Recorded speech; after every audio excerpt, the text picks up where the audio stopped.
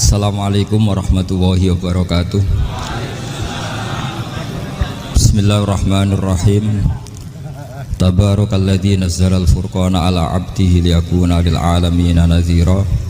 Allahumma shalli wa sallim ala sayyidina Maulana Muhammad wa ala alihi wa sahbihi asma'in. Nama ba'du. Semua pengurus PBNU yang saya hormati, semua habaib, semua ulama yang saya hormati, wabil khusus Kiai Haji Abdul Manan, Ketua Lembaga Dakwah PBNU, yang meskipun mondoknya hanya 3 bulan ini sebetulnya problem, sehingga saya kesini ini sebetulnya tidak pernah merasa ibadah. Ini bukan dakwah, ini show dakwah. Jadi yang namanya dakwah itu ya orang-orang di kampung nggak bisa ngaji diajarin ngaji, seperti saya di Jogja, di Rembang. Kalau ini show dakwah, dan ini ada agak kesalahan karena mondoknya hanya 3 bulan. Jadi tidak bisa bedakan mana dakwah, mana show dakwah. Ini jelas show itu. Mungkin yang benar-benar dakwah yang sekarang sedang bikin masjid di pedalaman Kalimantan, pedalaman Sulawesi, atau saudara-saudara kita yang di Korea. Saya kemarin di Korea, itu dakwah betul. Kalau ini agak-agak tontonan. Ya tapi masih bagus lah, melihat wajahnya Habib, ulama itu ibadah. Tapi begini ya, yang jelas saya berharap sekali, saya diundang sekali ini saja, jangan diulang. Karena mencintai ulama itu baik, tapi ngatur ulama itu dosa. Ini jadi ini harus dicatat. Jadi Imam Malik itu kalau diundang tuh marah, meskipun yang undang tuh seorang raja zaman itu, Harun ar-Rasyid. Beliau minta supaya Imam Malik baca Muwatta di istana untuk anak-anaknya, padahal seorang presiden mau ngajari anak-anaknya. Imam Malik marah, masyhur gitu. Al ilmu yu'ta la ya'ti. Ilmu disowani, ora kok ilmu yang sowan. Di mana-mana timba itu ke sumur apa sumur yang ketimba? Timba ke sumur. Timba ke sumur. Ini agak kecelakaan. Air pam. Air pam katanya. Sudah banyak air. Sehingga saya kata orang banyak itu di SK-kan PBNU, tapi itu tidak pernah saya pikir. Karena saya melakukan kebaikan itu sebelum dapat SK. Saya ngajar sebelum dapat SK, saya dakwah di mana-mana sebelum dapat apa? SK. SK saya langsung minallahi ta'ala, dari Allah Ta'ala. Jadi kalau PBNU niatnya ikrar bahwa orang yang sudah manfaat diangkat, itu saya terima. Tapi kalau merasa ngangkat saya, tak lawan di pengadilan. Karena saya sudah jadi kiai sebelum diangkat PBNU. Ya ini saksikan ya para muhibin saya. Jadi kalau SK itu ikrar, ngakui kalau Gus Bak manfaat, saya terima. Kan hanya ikrar saja, Pak. Tapi kalau merasa ngangkat dari bawah ke atas, itu tak lawan sampai apa? Pengadilan, sampai di akhirat. Tersangkanya ya yang sedang jabat sekarang. Tapi saya yakin enggak. Kiai Miftahul Ahyar itu orang alim, karena alumni Sidogiri dan menantunya Syekh Duki. Di antara gurunya itu pernah mbah mertua saya, karena istri saya orang Sidogiri. Beliau juga besanan sama keluarga Lasem. Saya ini Durriyah Lasem. Pak Said Akil juga orang alim, mbah-mbahnya juga orang alim. Baru kemarin nyocokkan nasab sama saya. Buyut-buyutnya beliau itu adik buyut saya, pernah cocokkan sama saya. Gus, saya sama saya tua mana? Tua saya, buyut kamu adik buyut saya, kata saya gitu. Tapi saya tetap hormat sama beliau karena ya pernah sepuh umurnya setidaknya. Jadi saya ulang lagi, ngaji seperti ini itu sebetulnya lebih ke show, pertunjukan. Supaya pertunjukan ini tidak dosa, saya isi ngaji betulan. Tapi jangan diulang. Karena biasa ngaji rutin. Saya di Jogja tafsir Jalalain sudah juz 23. Pernah khatam hikam. Sekarang Nashahul Ibad separuh. Saya ngaji di Sidogiri Itkon, di Sarang Balaghatul Quran, di Hajen Lubul Usul. Tapi sarahnya yang Thariqatul Husul, sarahnya Mbah Sahal Mahfud.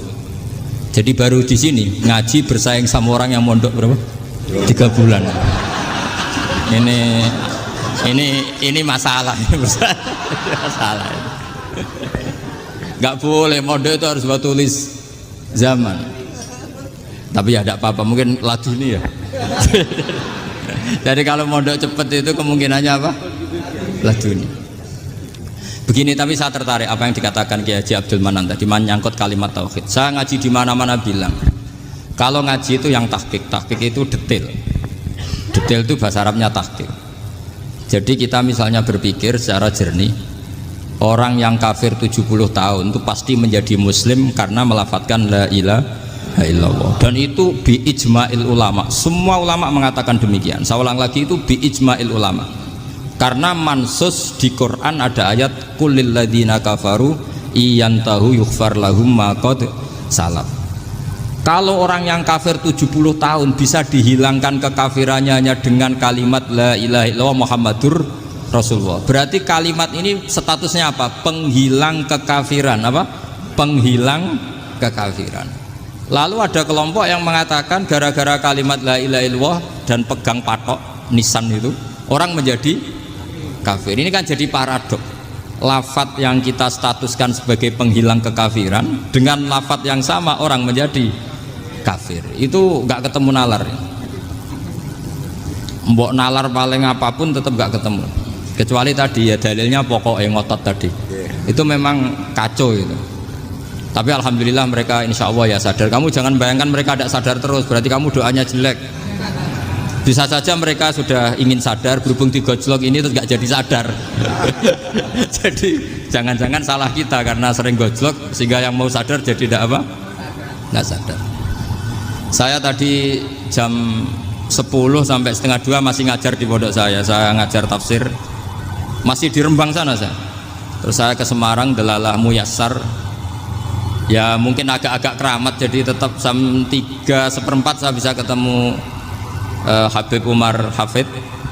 Saya beberapa menit ya diskusi tentang manhaj beliau, dan kebetulan saya sering belajar kitab beliau sama alumni-alumni Darul Mustafa. Meskipun saya tidak pernah ke sana, tapi saya tahu betul mazhab beliau karena al-arwah junudun apa? Mujannada. Begini, saya sering dingendikani Mbah Mun, politik tidak jelas itu bagian dari kejelasan. Ini yang perlu dicatat. Jadi politik tidak jelas itu bagian dari apa? Kejelasan.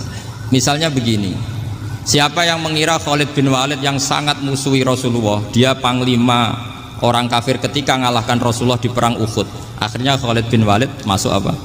Islam. Begitu juga Wahsy, qatilu ahabbin nasi ila Rasulillah, pembunuh Sayyid Hamzah, akhirnya juga masuk Islam. Begitu juga Abu Sufyan, dia pemimpin besar kafir Mekah ketika perang Badar, ketika perang Khandaq, akhirnya juga Islam dan menjadi mertua Rasulullah Shallallahu Alaihi Wasallam. Dari fakta ini kemudian banyak ulama alim yang ngambil sikap itu ya coro Jawa itu anggang-anggang. Anggang-anggang itu nggak tegas, tapi nggak tegas dari rumusan ilmu yang detail. Saya ulang lagi, nggak tegas tapi dari rumusan ilmu yang apa? Detail. Bisa saja orang yang sekarang kafir suatu saat mukmin atau muslim. Bisa saja yang sekarang sedang fasik suatu saat soleh. Bisa saja yang mondok 3 bulan rois PBNU. Sementara yang mondok lama kadang KRT. Tapi itu hanya hukum duniawi. Saya yakin yang KRT ini PBNU di akhirat. Karena mondoknya lebih apa? Lama. Itu tak jamin. Saya juga berencana mimpin itu di akhirat saja, bukan di dunia. Makanya saya mohon SK itu berakhir muktamar mendatang. Karena saya sudah kiai sebelum diangkat. Makanya saya ulang-ulang, kalau pengangkatan itu niatnya ikrar, saya terima. Tapi kalau niatnya ngangkat, tak gugat di pengadilan. Ini tidak guyon, ini betulan itu. Ya, tapi ini hanya guyon saja. Nah, ini penting saya utarakan teori ngaji ya. Ini saya bacakan naskah asli Sayyid Umar Hafid supaya Anda dapat barokah beliau. Karena beliau selain alim allamah, muridnya Habib Salim, juga beliau pernah ngaji kutub Sayyid Abdul Qadir Segaf di Jeddah. Juga beliau sering istifadah di beberapa kiai. Ini saya baca teks Arabnya kemudian saya terjemah. Bagi yang tidak setuju pemaknanya bisa gugat, karena saya baca Arabnya. Yang nggak setuju pemaknanya bisa gugat, tapi tak jamin kalah karena saya paham betul teksnya maknanya seperti itu. Logikanya tadi ya, ketika Rasulullah ngambil sikap tegas kepada qatilu Hamzah yaitu Wahsy, dan ketika Rasulullah ngambil sikap tegas pada orang-orang yang mengalahkan beliau di perang Uhud, kaifa yuflihu qaumun fa'alu bi anbiya'ihim hakadha, bagaimana mereka jadi orang benar atau orang yang dapat apa? Kebahagiaan Kalau mereka perlakuannya seperti Nabi seperti ini, yaitu Nabi sujawaju masyhur wa kusirat ruba, ya tuh Nabi itu wajahnya terluka, gigi serinya tanggal. Orang-orang seperti ini tuh nggak akan bejo kalau orang Jawa, nggak akan falah. Tapi apa yang terjadi? Allah menurunkan ayat laisa laka minal amri syai'un aw yatuba 'alaihim aw yu'adzibahum. Muhammad itu bukan wilayah kamu ngecap orang, menstigmasi orang itu tidak wilayah kamu. Saya bisa saja mengampuni mereka atau menyiksa saya itu atau menyiksa mereka itu wilayah saya, kata Allah. Saya bisa saja mengampuni mereka atau menyiksa mereka itu wilayah saya. Sehingga akhirnya apa? Rasulullah tidak ngambil sikap yang mungkin orang lain mengatakan itu tidak tegas. Tapi itu kearifan. Betul, akhirnya Wahsy malah masuk Islam. Khalid bin Walid panglimanya juga masuk Islam. Dan beberapa orang kafir juga masuk Islam, termasuk mimpinihim, ketuanya yaitu Abu Sufyan. Ini penting saya utarakan. Makanya ini saya baca pembenaran dari konstruksi pikiran tadi. Nah ini supaya khas. Ini khasnya orang mondok 10 tahun nih. Jadi ini tak baca ini. Nah, biar jelas ini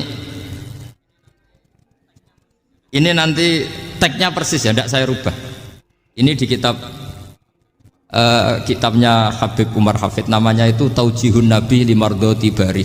Kalau diterjemah ya mengarahkan orang yang sadar, Nabi itu orang yang sadar ya, sampai ini termasuk orang yang sadar, Limardoti Robbi menuju mendapat ridho Tuhan atau Allah Subhanahu wa Ta'ala.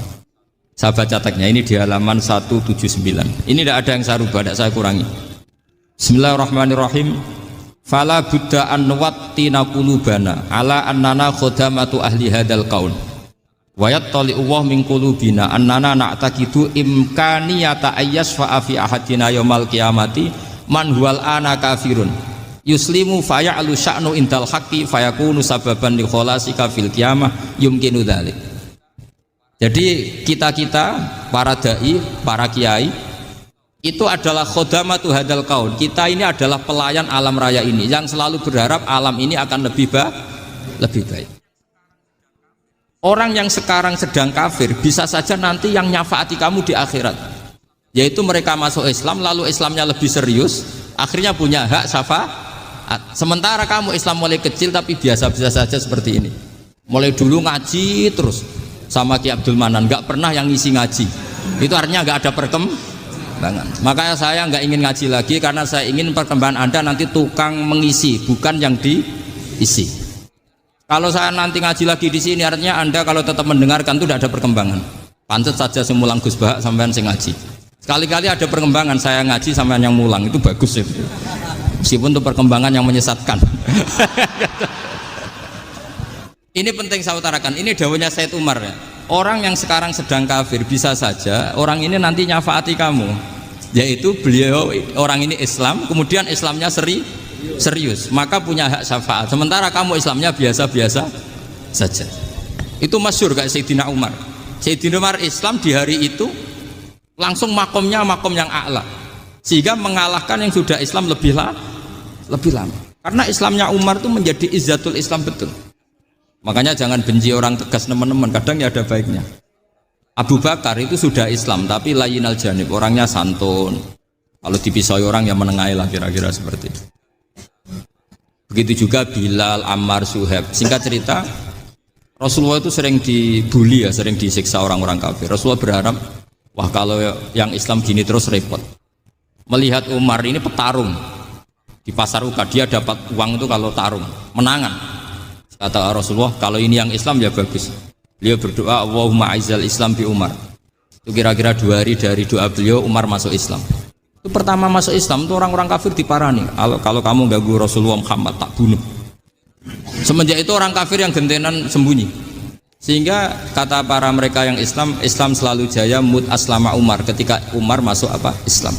Itu dalam 1 hari Islam itu Rasulullah sudah ngendikan Umar yang Islam sehari ini imannya kalau ditimbang separuh ahli dunia masih unggul sama Islamnya Umar. Nah bisa saja seperti itu.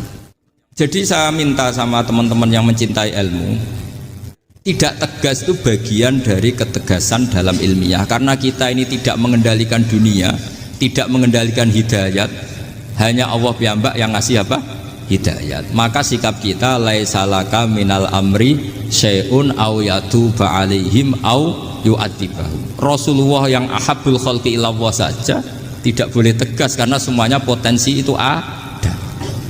Cuma kita tegas dalam kebenaran saja, tapi nggak perlu tegas dalam mengawal kebenaran. Kenapa demikian? Karena Islam ini agama yang akan dijaga Allah ila yaumil. Yang jaga Islam bukan PBNU, bukan PP Muhammadiyah, bukan kiai. Yang menjaga Islam namun Allah Subhanahu wa ta'ala. Makanya Sayyidina Umar itu kalau disuruh mikir Islam itu nggak mau betul. Masyhur itu dalam tarikh-tarikh. Umar mimpin itu sukses, banyak futuhat. Singkat cerita akhirnya orang tuh kelangenan, wah kalau Umar meninggal kayak apa. Sehingga Abdullah bin Umar setiap jalan-jalan tuh dibully. Kalau sekarang dibully, ya Abdullah bin Umar, bapak kamu itu gimana? Sudah sepuh mau meninggal kok tidak suksesi. Kalau saja ada orang penggembala kemudian meninggalkan kambingnya di hutan, kamu anggap orang yang mudoyik enggak, menyia-nyiakan kambing itu enggak? Ya iya, kata Abdullah bin Umar. Apalagi amru hadil umat ini mau ditinggal gelanggang, nanti suatu saat Umar meninggal. Mbok yo suksesi supaya jelas. Logika itu diaturkan ke Umar radhiyallahu anhu, ke Sayyidina Umar. Pertama Umar agak tertarik dengan logika itu. Lama-lama beliau marah. Tidak jadi. Saya tetap tidak akan istikhlaf, tidak akan suksesi, dan saya tidak akan mikir Islam, katanya. Islam akan diurus oleh Allah Subhanahu. Terus beliau ngendikan, Islam ini jalan ketika ditinggal Abu Bakar, bahkan ketika ditinggal ahabbul khalqi ilallah akramul khalqi indallah, yaitu Rasulullah Muhammad sallallahu alaihi wasallam. Coba Islam dulu dipimpin Abdul Qadir ketua wali, dipimpin Wali Songo, dipimpin orang top. Sekarang dipimpin mondok 3 bulan jalan. Karena Islam yang ngatur Allah Subhanahu wa ta'ala. Jadi ini penting. Loh coba ustadz tuh banyak yang nggak bisa ngaji loh. Tapi ya laku ya nggak masalah. Loh saya kemarin di Korea seminggu. Itu TKI jadi khotib, ada yang jadi mufti, ada yang jadi suriah. Itu ada yang di sana jadi suriah, pulang ke kampung angon kambing lagi. Loh itu teman saya kenal. Iya suriah Korea tapi. Artinya gini. Bahkan masjid semua yang di Korea itu didirikan oleh TKI dan TKW. Mereka digerakkan Allah untuk mikir agama. Karena agama ini milik Allah. TKI saja mikir. Makanya ini penting. Yo dakwah tapi tauhidnya sing kenceng. Jangan dakwah kenceng tauhidnya kendor. Itu bahaya betul. Saya ulang lagi ya, ini dawuh Habib Umar. Jadi kata beliau, fala budda an wattina qulubana. Kita harus yakin seyakin-yakinnya bahwa semua kemungkinan itu mungkin. Makanya masyhur dalam tarikh ketika kafir Quraisy mau disiksa oleh para malaikat karena mereka sering menyakiti Nabi, kata Nabi gimana? Jangan. Saya berharap kalau bapaknya tidak mukmin, suatu saat anaknya mukmin. Masyhur dalam tarikh. Musuh Nabi besar siapa? Walid bin Mughirah. Punya anak Khalid bin Walid. Abu Lahab punya anak Darrah, itu mukminah yang baik. Abu Jahal punya anak Ikrimah, itu mukmin yang baik. Di Indonesia lebih hebat lagi. Bapaknya raiso maca Quran, anaknya hafid. Bapaknya utun ratamat SD, anaknya jadi dekan. Di Indonesia banyak orang nggak siapa-siapa, anaknya jadi presiden, anaknya jadi menteri. Artinya jangan karena bapaknya kafir kamu nganggap anak turunnya pasti selalu kafir. Teori itu sudah salah zaman Rasulullah. Yaitu Walid akhirnya punya anak Khalid, Abu Lahab punya anak Darrah. Terus siapa? Abu Jahal punya anak siapa? Ini penting saya utarakan karena dakwah kalau terlalu semangat nanti kalau menghilangkan tauhid bahaya. Tetap innal huda. Uni Soviet kayak apa? Mengkooptasi negara-negara sekelilingnya sampai jadi Zuni. Tapi apa yang terjadi? Uni Soviet yang runtuh, persemakmurannya semua rata-rata jadi negara apa? Islam, kayak Uzbek, kayak Ceknya, kayak apa-apa. Karena agama ini diurus Allah. Sehingga kalau tapi kamu ngitmai agama nggak apa-apa. Makanya istilahnya Habib Umar khodamah itu pelayan, nggak apa-apa. Kita ngitmai agama itu nggak apa-apa. Dengan ngitmai terus mikir nggak apa-apa. Tapi jangan mikir yang merasa kalau kita mati wah nanti agama ini kukut karena saya mati. Kamu itu siapa? Agama Islam ini tidak pernah dipasrahkan kamu. Diurus oleh Allah Subhanahu wa ta'ala sendiri.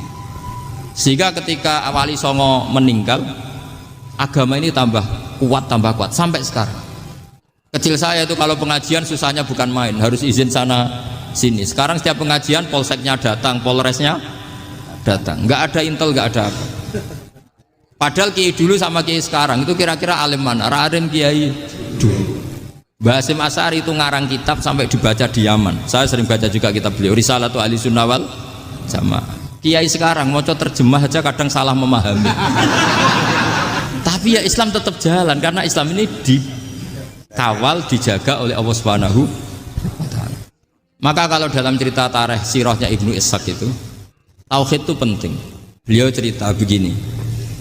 Sayyid Abdullah itu namanya Abdullah bin Abdul Muthalib. Kita tahu kenangannya Rasulullah terbanyak itu bukan dengan Sayyid Abdullah tapi dengan Sayyid Abdul Muthalib, dengan mbahnya.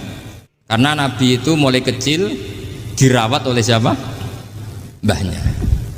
Yaitu yang disebut Nabi ketika 2 bulan kan abahnya sudah meninggal. Ya saya baca ya, pakai bahasa Arab biar jadi bid'ah.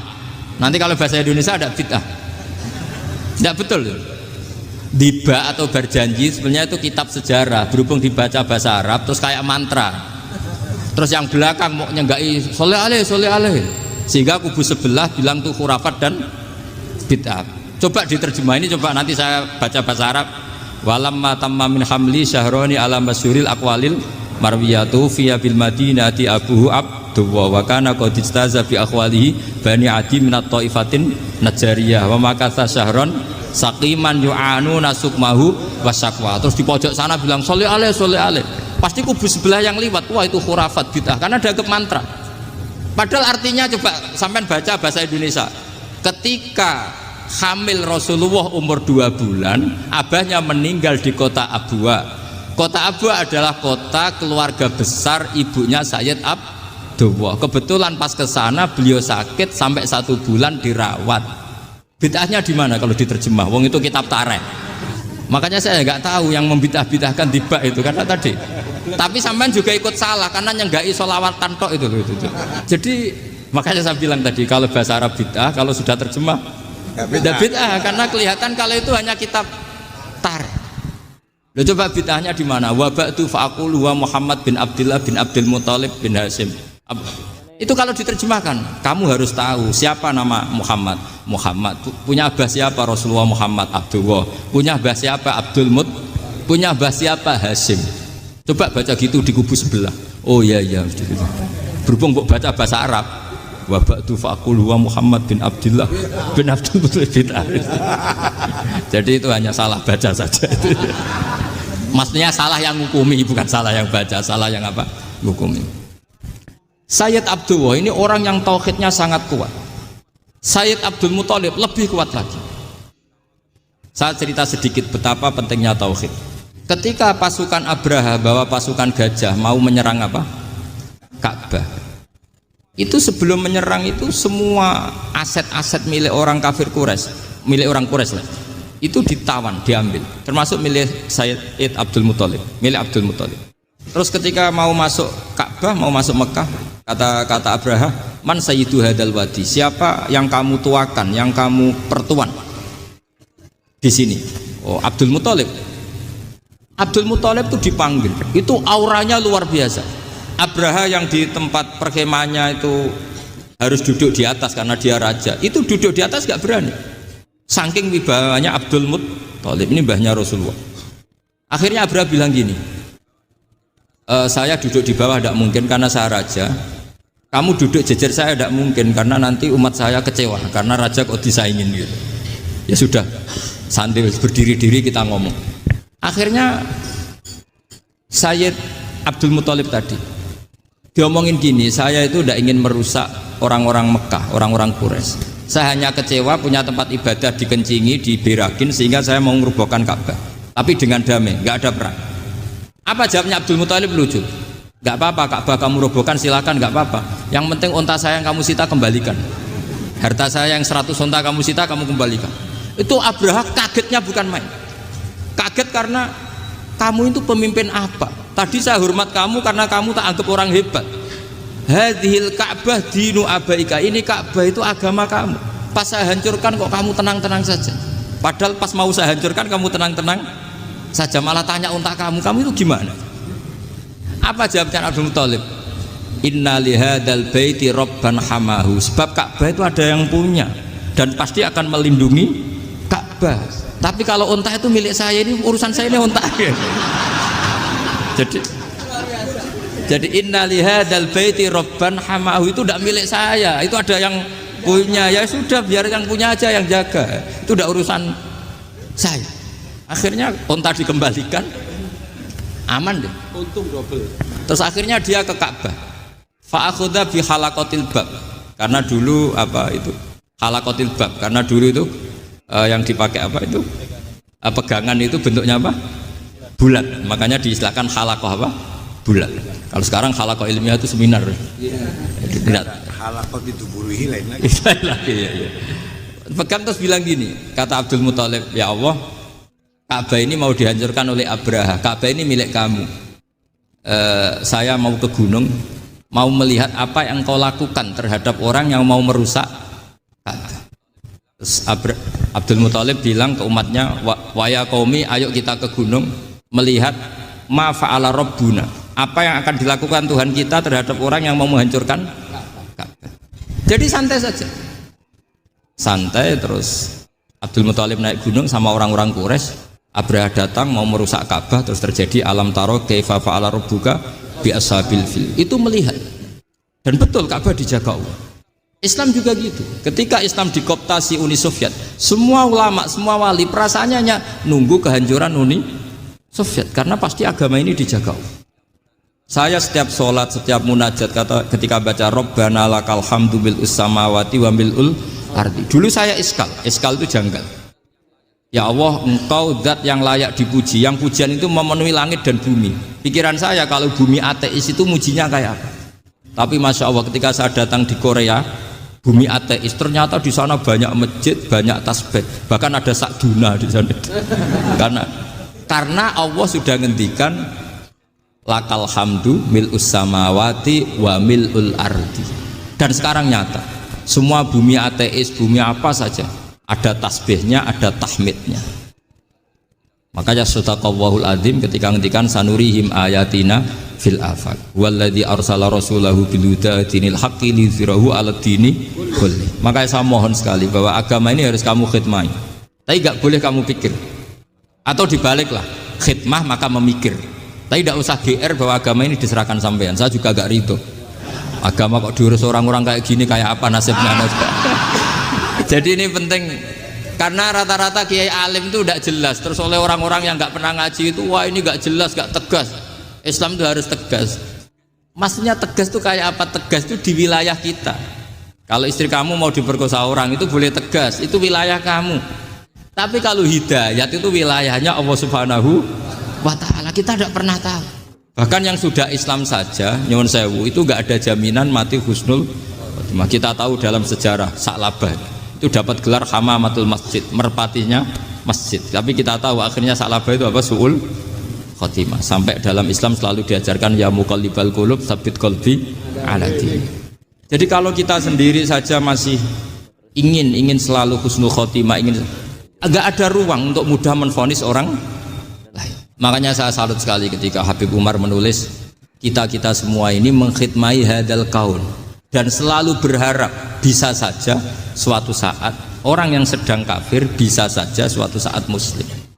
Nah soal kalau yang sama yang harbi menyerang kita ya tarung. Kalau artinya kalau yang merangi kita ya kita wajib perang, kalau enggak ya habis kita, seperti kita lakukan ketika diserang Belanda. Tapi ketika mereka mustakman, dimi, muahad, orang-orang kafir yang mau berdamai dengan kita ya kita damai, sebagaimana yang dilakukan Rasulullah SAW ketika berdamai dengan kafir Quraisy yang dipimpin Suhail bin Amr, masyhur itu dalam tarikh. Singkat cerita kan Sayyidina Ali ini pernah konflik sama orang Khawarij.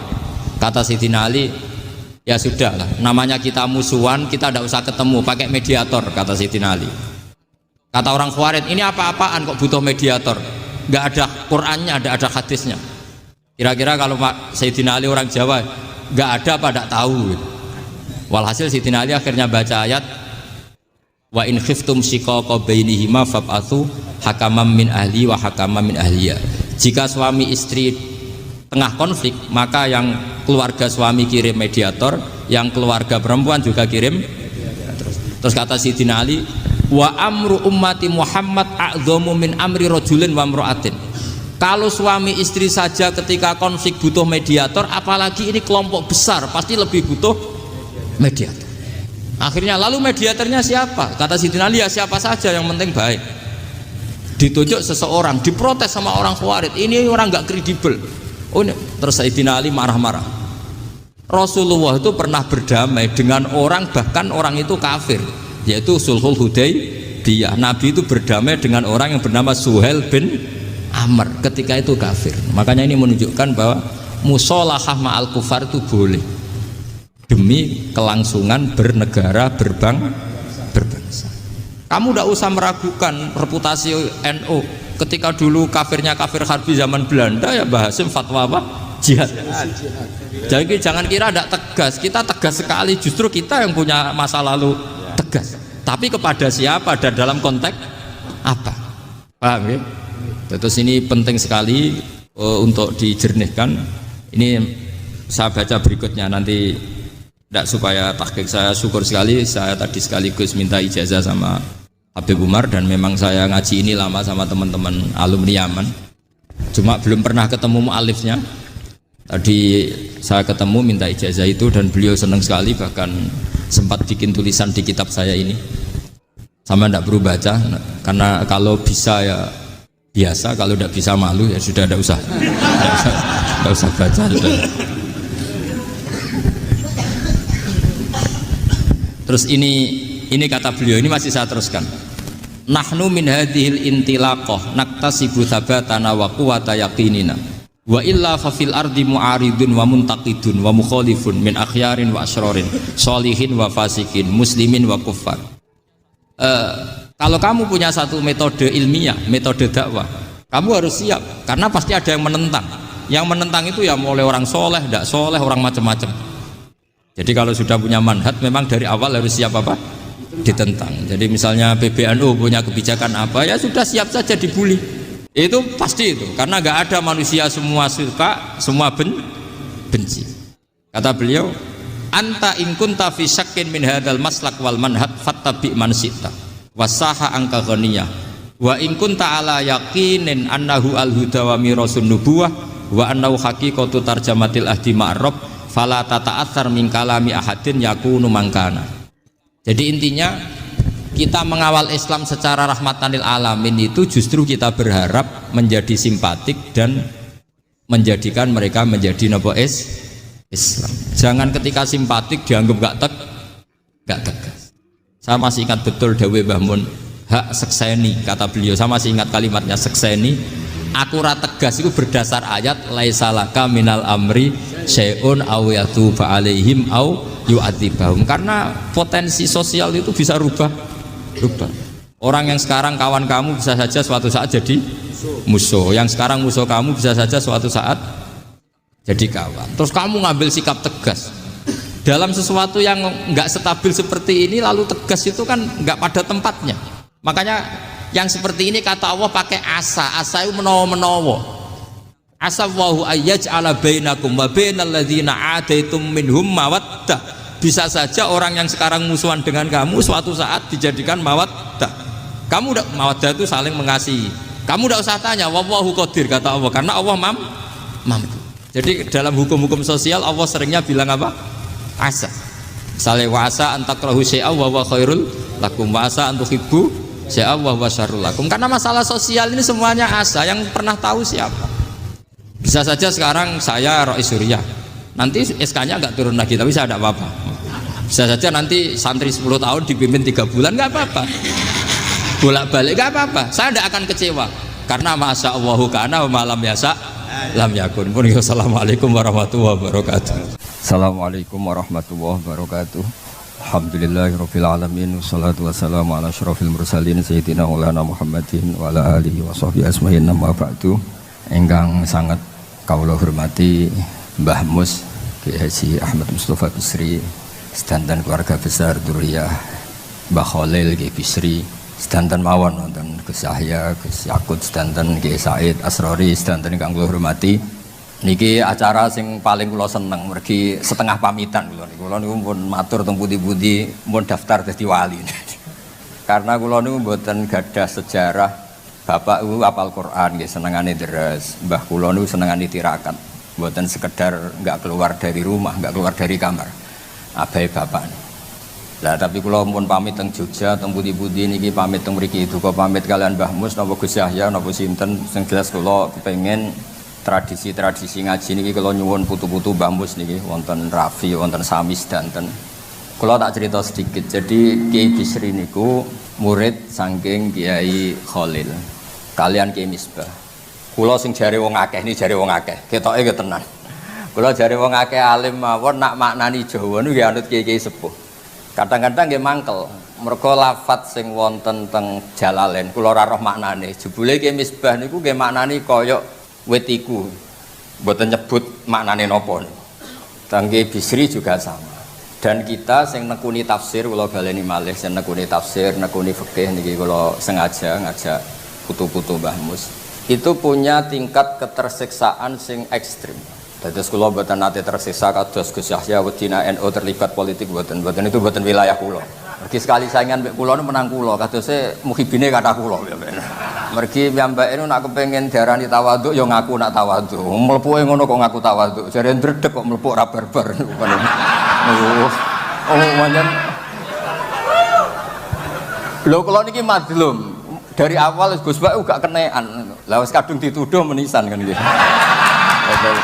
Terus niki kersane piyambake gak nggawa dosa tak wales saiki kersane wajah usayiatin napa? Sayiatum mislu. Kula angsal barokah fikih detail. Masyhur nggih Kiai Khalil Harun riyen sayang saking Sarang.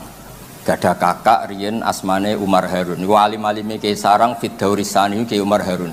Niku sause Mbah Ghazali pendiri Sarang niku sing paling alim asmane Mbah Umar Harun. Niku gadah santri riyen di antara alim-alime santri Sarang asmane Mbah Dimyati. Niku buyut kula.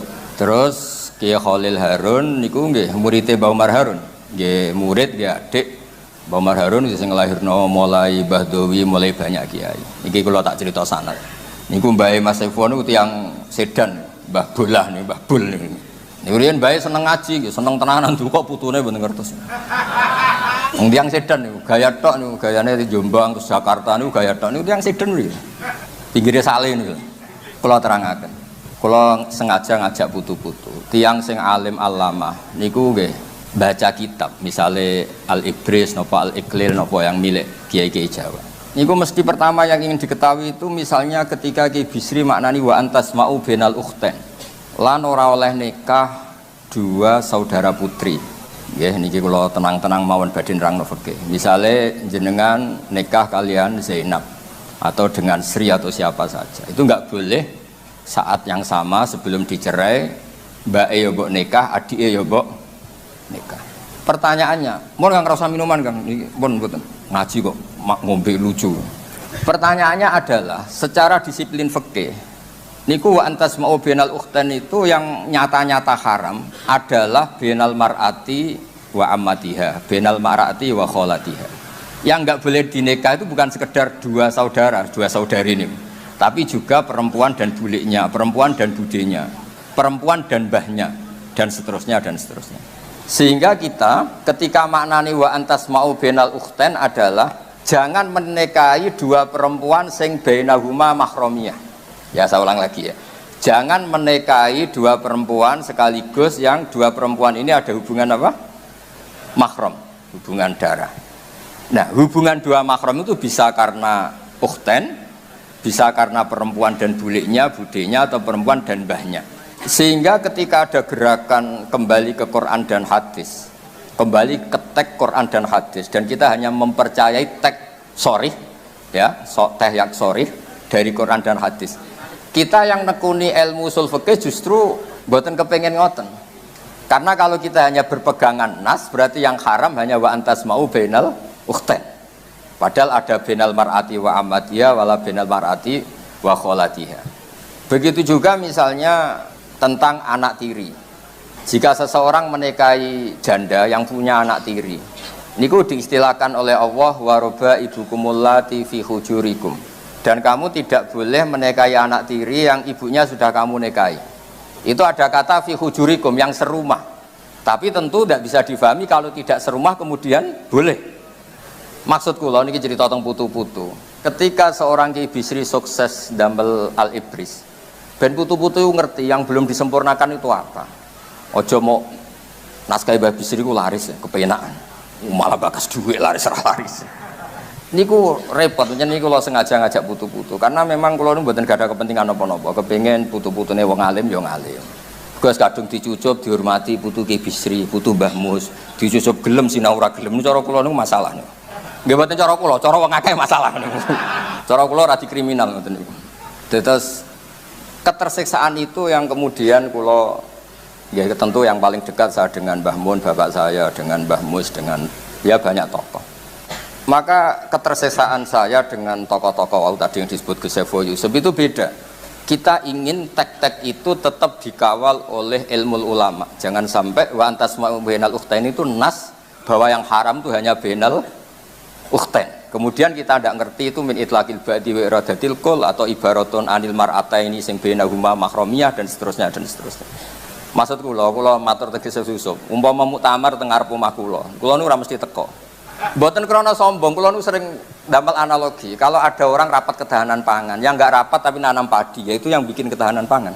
Kalau Gus Yusuf rapat tentang mempertahankan mazhab Ahlussunnah wal Jamaah, sing mulang kitab Ahlussunnah gini ku sing mempertahankan Ahlussunnah wal Gus Yusuf mau rapat tok, itu tugasnya Gus Bah rapat. Ahlussunnah itu harus dipertahankan, itu tugasnya para kiai dok. Nggih, pokoknya selera ngongkon wijek.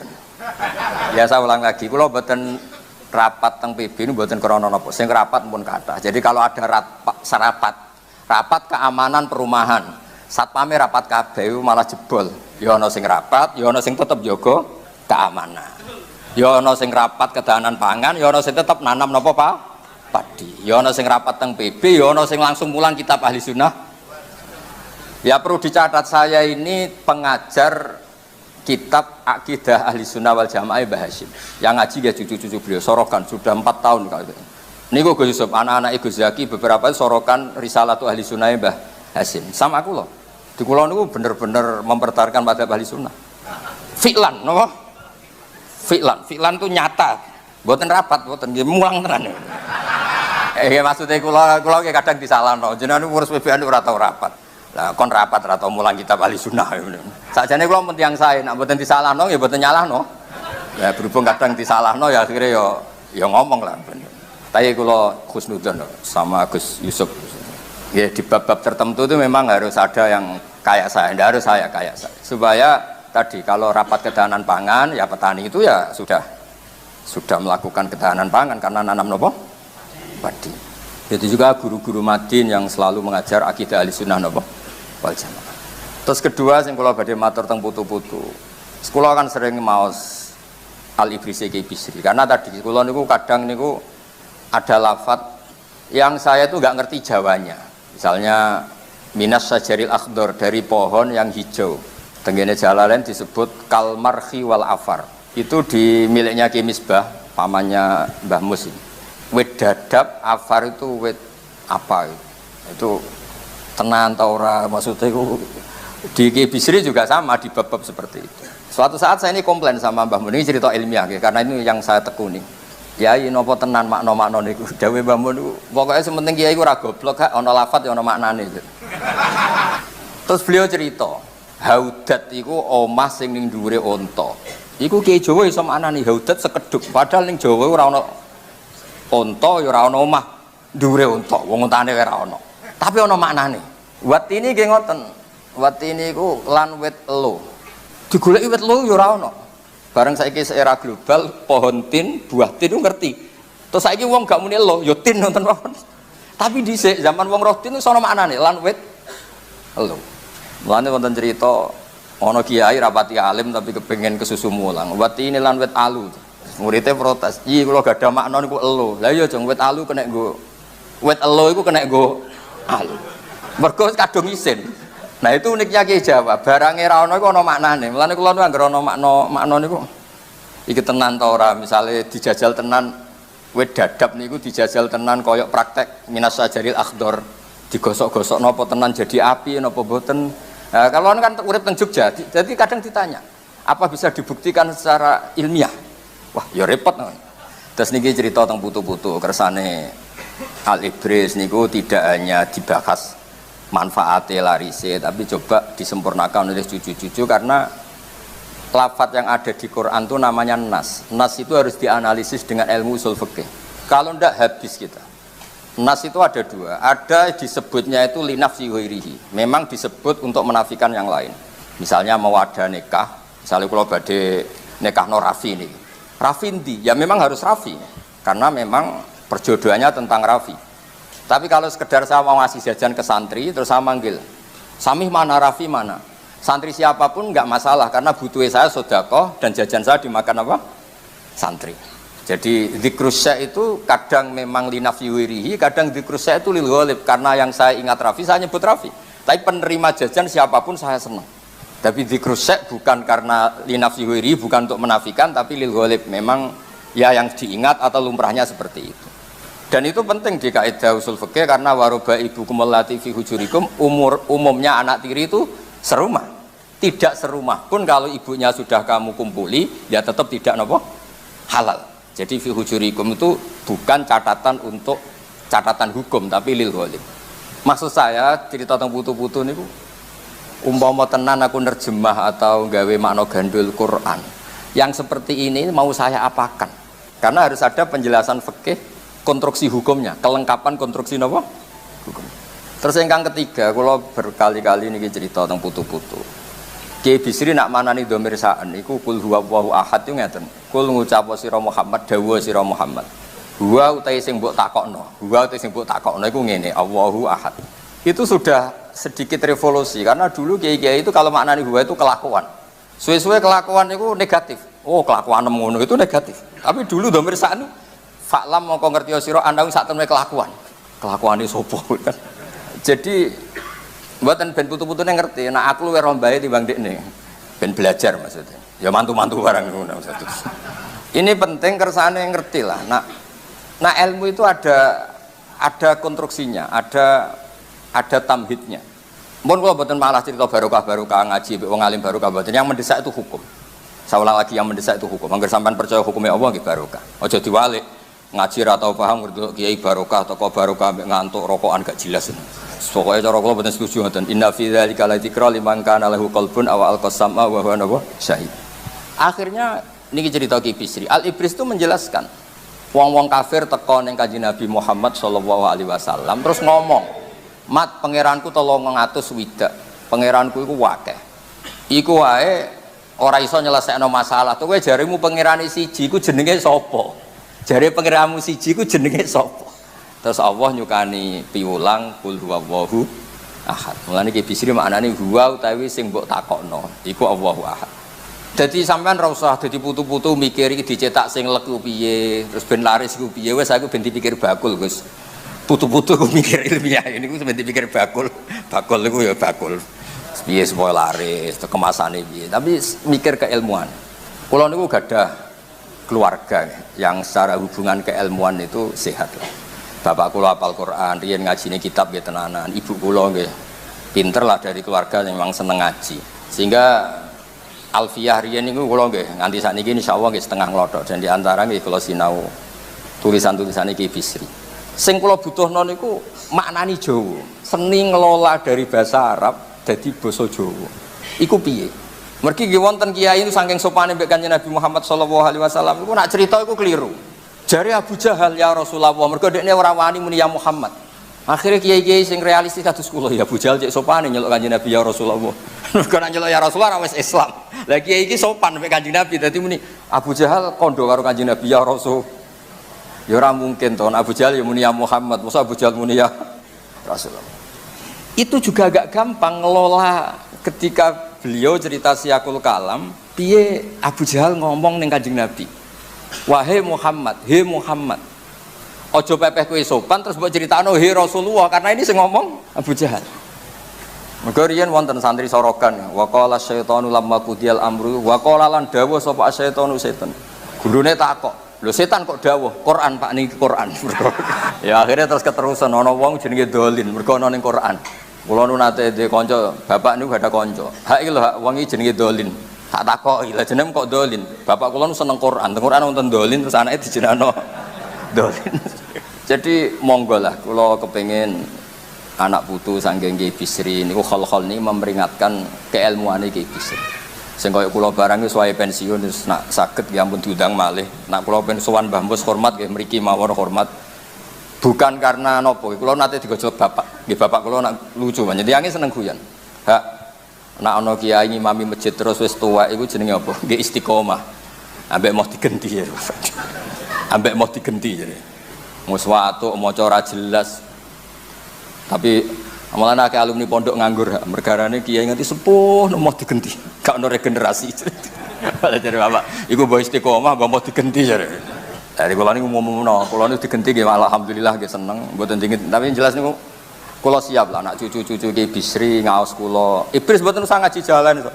Akan saya tunjukkan bahwa pilihan-pilihan di Al Ibris itu sesuai marojek yang wonten teng Sawi napa teng Futuhat Ilahiyah napa teng beberapa nafahat. Nah, beberapa marojek. Karena begini, ini terakhir. Kula cerita ilmiah, saya tidak akan cerita yang lain. Kata-kata, ya kata-kata apapun. Kata Mbah Mus kan sastrawan, kata-kata apapun. Itu mengganti apa? Iradul makna. Orang itu ingin menyampaikan kemudian bikin kata-kata atau bikin kata-kata kemudian makna itu lahir. Tentu orang itu sepakat ingin menyampaikan kemudian kata-kata ini lahir. Dan karena ini kata-kata maka lahirnya itu dipengaruhi oleh keterbatasan. Ya kalau contohnya sing gampang-gampang nggih. Niki rungokno tenan. Ben mengke jenengan ngertos ulumul Quran. Misalnya saya sebagai kiai, pancen kiai tenan, kula nu ya di pondok, di santri ngaji. Saya punya santri Zaid, di rumah saya misalnya ada ular. Karena Zaid itu paling sering di rumah Zaid, Rene. Kebetulan di rumah saya ada ular. Terus Umar karena namanya ada Zaid, tidak ke situ. Bakar karena namanya ada Zaid ke situ, nggak ke situ. Itu menurut saya keangkuhan, karena butuh saya itu siapapun yang dengar suara saya datang untuk menolong saya, tidak harus Zaid. Menyebut Zaid itu karena keterbatasan saya, kebetulan yang saya ingat itu Zaid, atau yang kebetulan kelihatan itu Zaid, tapi siapapun yang membantu tentu saya senang, sehingga itu melahirkan satu ilmu. Ya Mu'ad inni uhibbuka fakul dubura kulli sholatin fala tadabatan dubura kulli sholatin Allahumma aini ala dzikrika wa syukrika wa husni ibadat. Nggak boleh misalnya Gus Saiful bilang ya Mu'ad inni uhibbuka, itu yang didhawuhi kok Mu'ad, kan bukan saya, ngapain saya wiridan itu. Kan gak mungkin kan Nabi itu, saya Saiful Yusuf, kan gak mungkin. Mau kenal bora, diakoni umatnya bora kan ora jelas nih. Artinya ketika Nabi menyebut ya Mu'ad, ya konteksnya karena yang di depan beliau itu Mu'ad, bukan berarti yang lain tidak boleh baca wiridan itu. Yaitu dzikrus syai' yang bukan linafiyuhiri, bukan untuk menafikan. Karena keterbatasan itu kemudian ada ilmunya. Makanya di kitab usul fikih paling terkenal itu Al-Muwafaqat lil Syatibi yang Al-Usuli itu. Ada kata-kata yang saya hafal betul. Kullu aqilin ya'lamu anna maqsudal khitab laisa huwa tafaqquh fil ibarah walakin tafaqquh fil mu'abbar anhu wa mal muradum bi. Semua orang tahu bahwa yang dimaksud dari redaksi adalah yang diinginkan mutakallim, bukan pinter-pinteran bikin redaksi.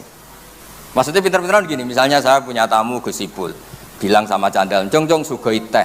Ketika teh tidak ada, kopi atau minuman apa saja, yang penting ada yang dipakai nyugui. Jadi teh itu itlaqil badi wa iradatil kul apa saja lah. Jong tamunya itu kok no sate. Ya misalnya nggak ada sate ya apa saja yang dipakai hormat. Jangan kalau nggak ada sate kemudian tidak disugoi. Dan di Quran itu banyak. Makanya saya alhamdulillah barokahnya saya sering ngajar usul fikih di Jogja di mana-mana itu. Memang saya ngajar usul ulumil Quran itu.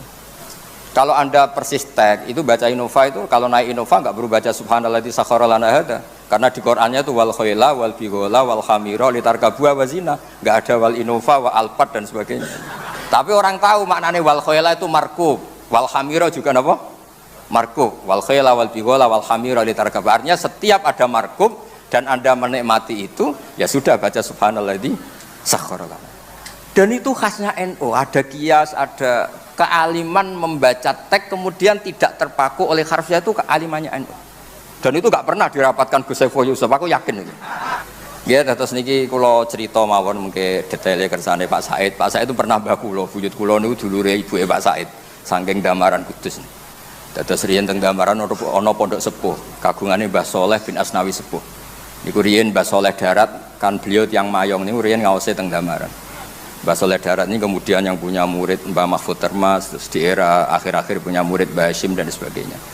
Terus Pak Said Akil alim nggih. Ya normalnya jeneng alim itu marah alim malah lucu. Maksudnya Mbah Bayi alim alamah kok. Putune mboten alim ya lucu. Tapi ya oleh wong takdir. Kula niku sering ngekei fasilitas kiai-kiai termasuk Gus Sami kowe alim kok mbahmu ya oleh, tawaduk terus ra alim ra gelem nyaingi ya oleh. Kena alim berarti niru Ki Bisri, niru Mbah Mus, nara alim moh nyaingi mbahku. Kula riyen yo kancaku ora gelem sinau.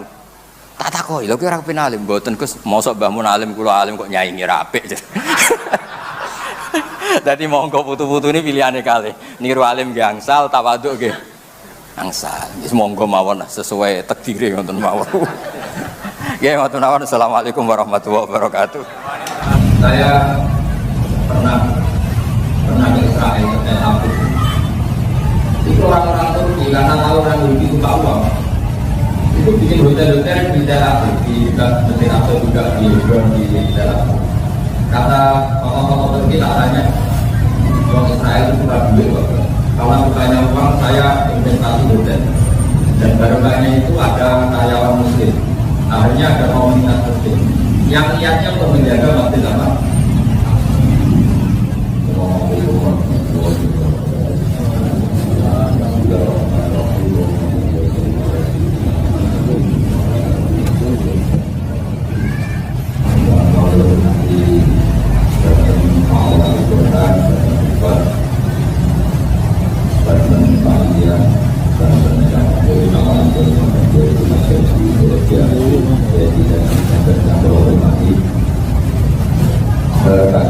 Biasanya pun kalau membantu teman-teman hafid atau orang untuk memahami beberapa ayat yang benar-benar dimaksudkan oleh Allah Subhanahu wa Ta'ala dan dipegang. Kali ini kita berceritakan tentang pentingnya jaga semangat kompetisi dalam hal mungkin semangat pertarungan tapi kalau terjemah semangat kompetisi. Dulu para sahabat karena perang tentu ada yang tangannya hilang, ada yang kakinya hilang, yang jelas kena luka. Tidak pernah mereka mengadu ke Rasulullah SAW. Ya Rasulullah, gara-gara kita perang kena luka, karena kita putus beberapa jasad saya terluka oleh pedang oleh mana. Tapi apa yang terjadi justru Allah itu tidak mengapresiasi oleh dalam bahasa sekarang, tidak mengindahkan keluhan itu. Malah orang-orang soleh itu diperbandingkan yang fasik. Ketika Allah Subhanahu wa Ta'ala ia tersumur pun patut masalah maupun nak kue perang luka, wong kafir ya luka. Ibu wae kafir wani, kue demi iman berkawan. Jadi makanya ini ayat paling sering. Jadi kalau sampean mau dari itu kan berhenti. Kira-kira sudah ngomong ya, ngiling ngomong bejangan dan rawat jalan dari itu itu kitab paling takut. Kalau sampean nyai takut, dari kafir takut ke salam nempel masjid, edan paling mungkin. Itu tidak mungkin YouTube, dari salam nempel itu pengedar narkoba itu awalnya nyawa. Kadang ditembak polisi, kadang ditembak antar bandar narkoba karena persaingan pengedaran narkoba. Itu saja berani. Demi kebatilan mereka berani. Masa sampai demi barang kap, mau kurang tamu lalu itu sangat-sangat terpakai. Ini mesti bisa benar. Orang berumah familia, berkatirai, asal polisi, uang tuh. Itu kalau pengedaran narkoba. Bagi dalam narkoba bagi orang buat akan dirugi. Bapak ini ngomong. Ini penting saya utarakan, saya jadi orang soleh itu tidak ada. Sebagian ayat dijelaskan lebih ekstrim. Intahu ta'lamu naka andam ya'lamu naka ta'lamu. Itu dari Mati Alimah bilang bukan pakai air. Jika kamu dalam berjuang menemukan kesakitan, alimah mana kesakitan, maka orang-orang juga mengalami kesakitan dan itu mereka tidak tahu. Dan Allah kata guna Allah malaya kamu punya nilai lebih, jadi berharap ada Allah Subhanahu wa Ta'ala. Betul yang nakal itu susah. Jadi kiai kadang nggak kepaling nabi, jadi yaudah kadang nggak kepaling. Dan apa ini kok kakak? Karena jadi kiai nggak kepaling atau tutup terus. Pengiran nak buat orang soleh dibanding orang pasal itu yang ini. Baik Allah buat yang soleh dibanding yang orang. Ini tuh ayatnya ini wah. Innakum ta'lamuna fa innahum ya'lamuna kama ta'lamun. Terus kalian punya kelebihan lapar tuna min Allah malayar. Sementara kamu dengan kesalahan ini punya harapan yang luar biasa dari Allah Subhanahu wa taala. Kita dengan hafal Quran berharap menjadi alim. Kita dengan sholat berharap menjadi alim. Mereka tidak punya harapan apa, itu saja berani menaruhkan nyawa. Kemana malingnya kalau dikasih penuh orang tidak tahu. Gue jadi dia yang kadang orang di rumah itu dulu pas jatuh kiamat selama kehidupan namun sesuatu sudah tapi juga orang kalau semua ada sesuatu sudah datang mengenang orang tapi ini satu ilmu yang luar biasa. Jadi saya akhir-akhir ini sudah ada 5 tahun terakhir belajar semacam kitab Balagh, tapi sebenarnya bukan Balagh, kitab makalah-makalahnya di bidang. Saya tertarik sekali ketika beliau menunjukkan Fakut anlakum inasirtum ghorodon rumah. Yang dapat menang kalimat Fakut anlakum inasirtum ghorodon rumah Tujawna wala ta'zur. Jadi beliau menunjukkan seburuk-buruk orang soleh adalah orang yang jadi objek mereka yang tidak soleh. Harusnya orang soleh itu menjadi subjek atau subjek pelaku sejarah, bukan dibalik menjadi objek. Kalau tentunya jadi sasaran tembak. Misalnya gini contoh paling gampang, Indonesia itu kan mayoritas Muslim, berarti kebutuhan saja tak banyak. Jadi kita menunggu Cina untuk produksi saja. Nah, tapi alhamdulillah orang PKR pikiran ini itu kan lucu kan, kita mayoritas Muslim dan berkebutuhan saja. Terus oleh mereka dianggap ini pasar yang prospek. Kemudian mereka bikin apa? Sajadah. Mereka kaya karena jual sajadah. Kita jadi objek pasar mereka. Itu buruk sekali. Begitu juga misalnya tren wanita laki-laki ini terakhir umroh. Sementara di biro kadang non-muslim karena punya pembiayaan yang bagus. Sementara yang pembiayaan Islam bersorak, kadang-kadang berbeli barang, berangkat umroh. Itu buruk sekali. Ketika orang soleh atau orang yang ingin soleh tidak kesampaian, ini jadi objek. Makanya saya berharap ini betul saya sering terbuka nama orang soleh. Indonesia sekarang kan mayoritas itu NU, juga mayoritas dari Sunnah. Ini harus jadi kekuatan besar untuk mengawal pada ahli Sunnah. Jangan sebaliknya, karena Indonesia banyak yang miskin, kemudian mereka dikasih beasiswa untuk sekolah-sekolah, dan nanti adanya tidak ahli Sunnah. Intinya saya pesan kata Sayyidina Ali, jadilah kamu pelaku kebaikan. Pelaku itu subjek itu al-fa'il muhtar, pelaku bukan objek. Nah selama ini problem umat Islam kata Sayyidina Ali itu waktu Tuhan laku kinasirtum ghorodon rumah. Kamu itu buruk sekali karena jadi objek.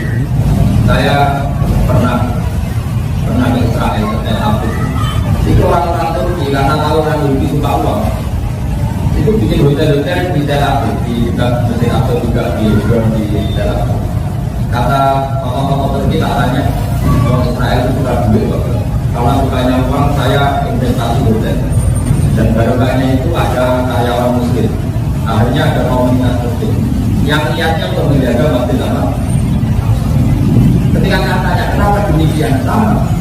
Karena di Mekah banyak orang haji, kemudian Hilton yang milik orang Kristen di Amerika bikin hotel Hilton di Mekah. Kemudian itu juga prospek. Singkatnya begini ya. Kalau Hilton dan Hyatt bisa bikin pasar di Mekah kota Islam, padahal miliknya non Muslim, kenapa kita tidak kompetisi bikin hotel di Tel Aviv yang milik apa ya Bu? Ingat kita itu pokoknya walhasil umat Islam juga boleh jadi objek. Itu kata Sayyidina Ali, kalau itu terjadi Fakut anlakum inasirtum ghorodon rumah. Buruk sekali kalau kamu sebagai orang soleh menjadi objek yang hanya menjadi sasaran tembak mereka. Itu baik di dunia bisnis, politik maupun militer. Kayak tadi misalnya umat Islam itu suka sholat, kemudian yang bikin saja tak lembut Kemudian yang kaya Pak, sebenarnya posisi kita sebagai apa? Objek. Pokoknya itu saja yang penting terus agama kita dikawal oleh kalam Allah dan sunnah Rasulullah. Makanya kata Allah, wala ta'imu fi ibtigha'il qaum. Kamu jangan pernah merasa lemah, merasa kalah ketika berkompetisi dengan kaum. Kaum ini bisa muslim versus kafir, bisa orang soleh versus orang fasik.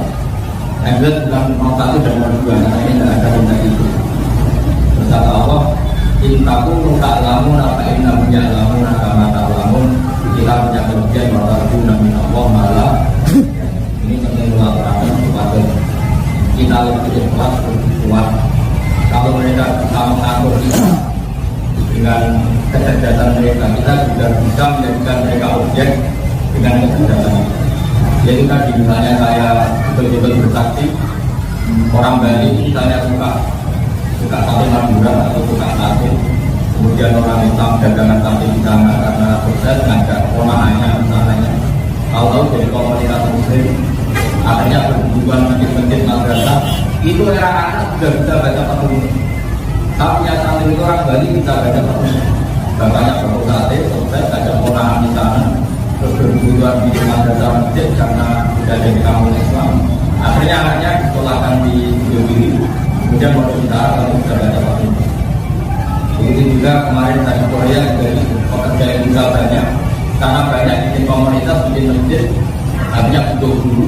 Hanya beberapa ustaz disewa jadi agar bisa kemarin banyak kita pulang ke kesulatan. Artinya negara ateis pun bisa jadi objek perjuangan asal kita sebagai subjek pelaku. Jadi semua kita anggap sebagai objek, kita pelakunya untuk mengelola dakwah. Bukan kita sebagai objek mereka lalu kita jadi guru atau jadi objek kayak kita dulu jajah Belanda nanti Indonesia sopan-sopan dijajah sehingga parah diundang dulu sing jajah diundang dulu bukan terlalu dorong monggo dorongnya bukan cetak zaman Belanda itu Belanda makanya agak sih tadi buku beliau bikin maklumat 22 Oktober bahwa melawan Belanda itu seperti zaman itu orang masih mengeluarkan mereka. Jadi kita pernah jadi korban orang rumah, jadi objeknya penjajahan. Makanya saatnya sekarang kita jadi objek. Tentu bela negara dengan perilaku yang baik, bukan jadi ekstrim juga. Tapi intinya si binari itu menurut sekali kata beliau, Fakub anakum di nasiritum korodon di rumah. Dulu sekali kalau tamu jadi objek gerakan mereka. Itu saja yang saya sampaikan benar-benar menjadi simbol Allah asal minallah simbol benar-benar simbol Allah benar-benar kita harus tertanam di mana saja kan maka sampai salah sama TKI yang kita ulang di Hongkong bikin masjid sama di malah konflik sama Eropa juga kayak berbagai apa ya Eropa yang bangsa itu selalu parah biasa ya tengah keluarga nanti berlari atau baik juga rasanya ya bisa tapi ya dari ini sifat dari alaman itu soalnya bukannya nggak apa artinya kali itu tafsir nggak apa kata Allah intas dan ibu gagal romatun romaan tafsir antum jadi gede sama orang itu pasti macaran bunuh itu kalau nggak sampai bunuh merasani insya Allah juga merasani itu dihilangkan jadi kalau kata Allah jika kalian sukses menghilangkan dosa besar, meninggalkan dosa besar, tahu yang kecil-kecil itu gimana? Makanya kalau benci sama orang itu kadar tertinggi dihilangkan, insya Allah yang kecil-kecil itu gimana? Akan dan intas dan ibu kabar yomatul baunaandu, mutafsir ampun, saya. Jika kamu sukses meninggalkan dosa-dosa besar yang kalian dilarang, insya Allah mutafsir ampun, saya. Jadi ini penting kita utarakan. Kemudian Assalamualaikum warahmatullahi wabarakatuh. Waalaikumsalam warahmatullahi. Oke teman-teman, jadi itulah reaction ngaji kita bersama dengan Kiai Haji Baharudin Salim atau Gus Baha, di mana Gus Baha pada ngaji kali ini merupakan kompilasi ngaji Gus Baha yang mana tema besar adalah mengenai dengan Nahdlatul Ulama atau PBNU. Jadi seburuk-buruknya PBNU adalah yang dikendalikan atau dimanfaatkan untuk politik. Dan ngaji Gus Bah kali ini beberapa catatan, diantaranya ada pesan kepada teman-teman tahfidz agar berpedoman pada beberapa ayat Al-Quran yang dimanai dengan pengalaman. Kemudian pentingnya menjaga semangat kompetisi, semangat bertarung, fastabiqul khairat. Kemudian ada Allah membandingkan pengorbanan muslim yang berjihad dengan pengorbanan orang zalim kafir yang berkorbannya demi duniawi. Kemudian ada juga semangat muslim dalam kebaikan harus lebih berani dibandingkan dengan orang fasik yang melakukan kebatilan. Sebagai contoh, bandar narkoba saja berani mempertaruhkan nyawa demi hal yang batil supaya menjadi orang yang soleh itu tidak cemen. Jika kamu berjuang lalu menemukan kesakitan atau pedihnya perjuangan, maka orang lain juga mengalami kesakitan dalam perjuangannya yang sama. Perbedaannya adalah kamu punya niat untuk kebaikan, sedangkan orang fasik itu punya niatnya adalah kefasikan. Lalu mereka yang tidak punya harapan mendapatkan ridha Allah atau bahkan terang-terangan menentang Allah saja berani mempertaruhkan nyawa mereka. Kamu yang punya harapan diridhoi Allah tidak boleh kalah menjalankan perintah Allah. Harusnya orang soleh itu menjadi subjek atau pelaku yang mengendalikan tatanan dunia, jangan melulu menjadi objek dari orang fasik atau orang kafir. Termasuk dalam mengendalikan perekonomian masyarakat, kita jangan hanya jadi konsumen tapi harus jadi produsen. Indonesia kebanyakan muslim yang ahli sunnah wal jamaah, dalam hal ini adalah Nahdlatul Ulama dan Muhammadiyah.